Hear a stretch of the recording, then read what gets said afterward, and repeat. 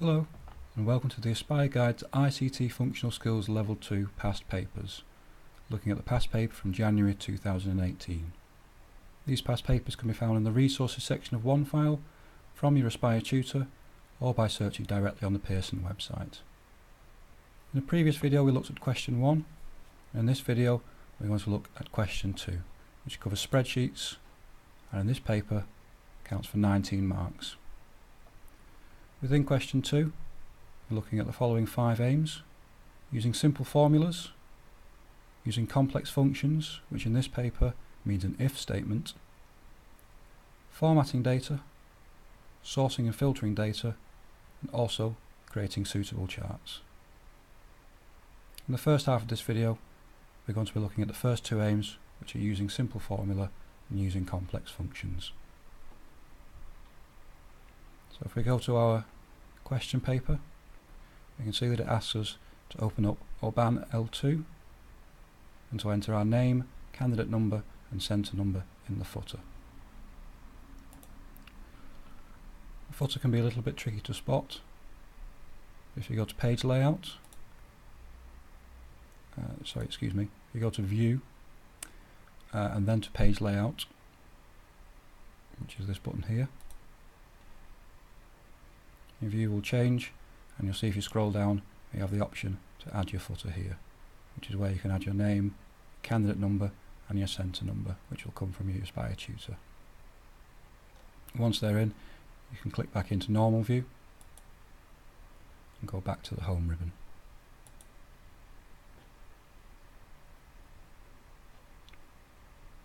If we open up our paper, you can see that once we've entered our name, candidate number and centre number, the first thing it asks us to do is to enter formula to calculate the total paid by each person in this spreadsheet. We can see in the spreadsheet we've got reference numbers, first name, last name of people, age, and then payments for August, September, October, November and December. Here's our total paid column. So I'm going to click into J4 and I'm going to do this formula for one person first.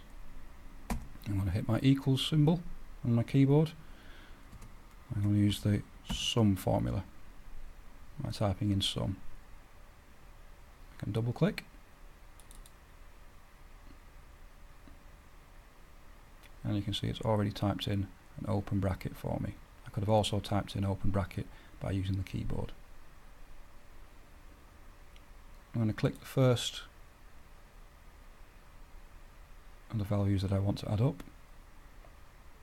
And you can see that's E4.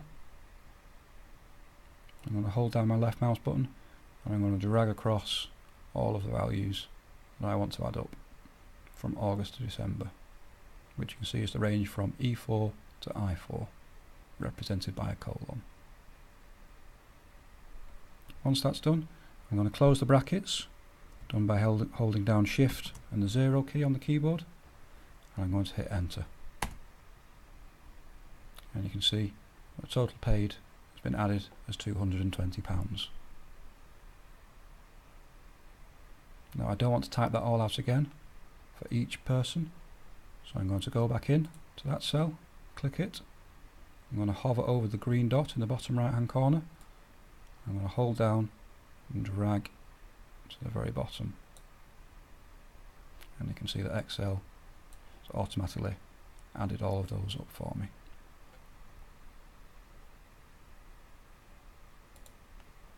So I can go back to my question paper and I can tick off question A.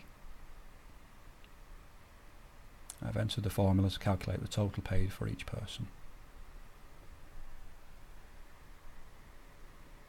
Now the next step, step B, says that the cost of the trip depends on the age of the person.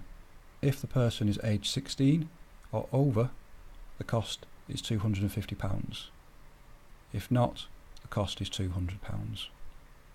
Use a spreadsheet function to display the cost for each person. Now in this question I can see the word if, and that's my clue that an if statement is going to be needed for this. If the person is age 16 or over, the cost is £250. If not, the cost is £200. So I'm going to go into my spreadsheet. I'm going to go into the first cell of the cost column.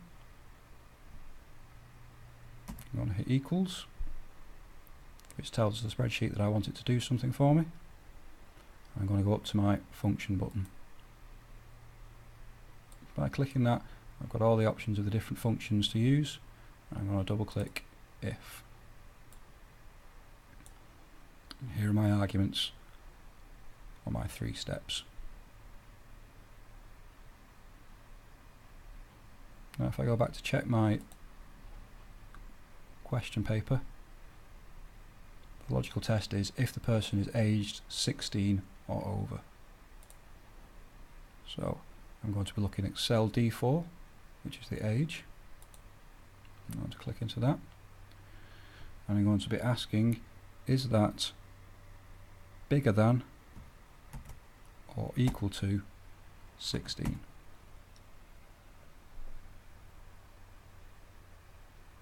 And that's my logical test. You can see I can almost follow the language of the question. This is the first step, if the person is age 16 or over. The next step is what we want to do if that's true, and what we want to do if that's true is show a cost of £250. So I'm going to click into my next step. I'm going to write 250, which is what I want to happen if this is true, and if that's false I want it to be 200. If the person is age 16 or over, the cost is 250. If not, the cost is 200. I'm going to hit OK, and you can see that Excel has displayed that as 250. Again, I don't want to type it all out again, so I'm going to hover over the bottom right hand corner. I'm going to hold down and I'm going to drag all the way down. And you can see that Excel has done that for me. I can go back and check manually for people who are aged under 16. Is the cost £200? Yes, it is. For people who are exactly 16, is the cost £250, as is asked in the question? Yes, we can see there that it is.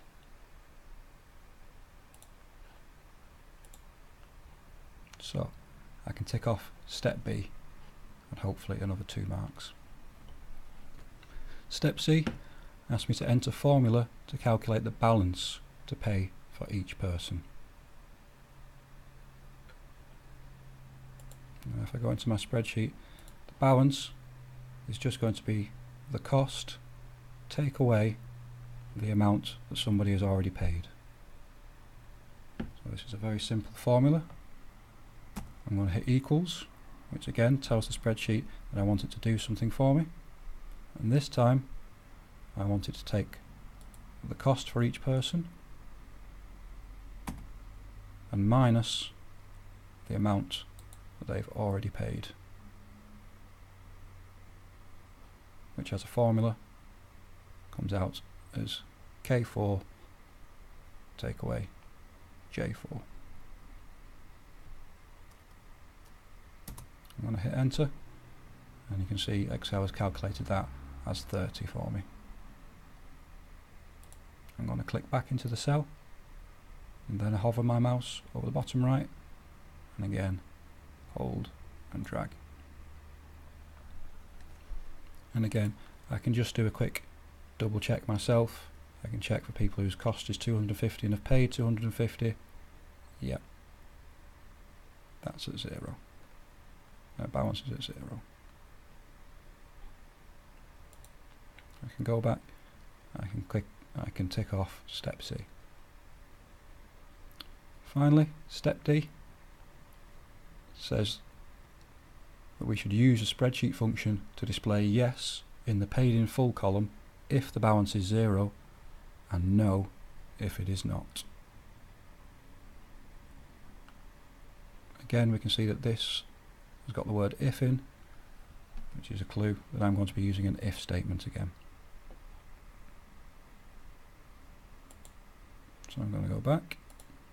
I'm going to click into M4 this time. Hit my equals button. Go to my function button. Double click if again. This time my logical test is if the paid in full column, is if the balance was 0, if they had paid all their money. So we can see there, I'm going to be looking at the balance cell, which in this case is L4, and I'm going to be asking the spreadsheet to look at that cell and tell me if it equals 0. That's my test. Look at this cell and tell me if it equals 0. If it does equal 0, what do I want the spreadsheet to do? I want the spreadsheet to put a yes.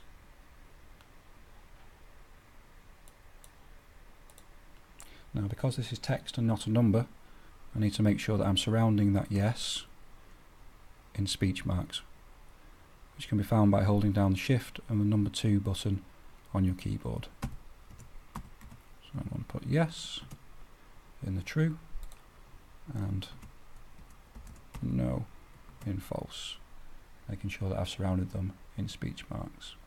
I'm going to hit OK, and you can see that Excel has done that for me. It's looked at the balance and said that no, they have not paid in full. Again, I'm going to use my drag down.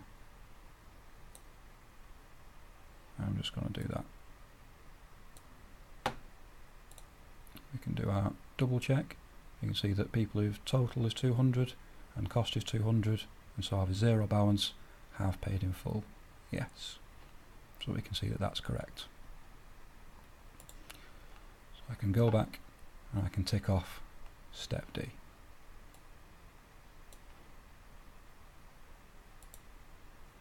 So if we go back to our aims for the first part of question 2, we can see that we've used simple formula, we've used the minus symbol to calculate simple calculations, and we've also used some more complex functions. We've used a couple of if statements. Some common traps that people fall into, specifically in regard to this paper, are adding together or including some of the incorrect cells. You can see that if we go back, there is also an age column, and we don't want to include that in the range. We just want the range from August to December. If you're to misread and also include that, that would lose your marks. And also, another of the traps is not using the most correct formula, or what can be considered going the long way round. This happens when, instead of using the sum in cell J4, candidates instead use the plus symbol to add together every example. And while this will still give you the correct answer,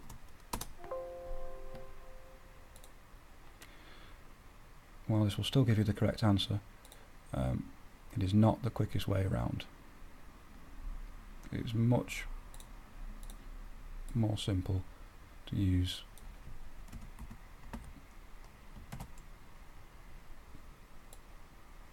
sum.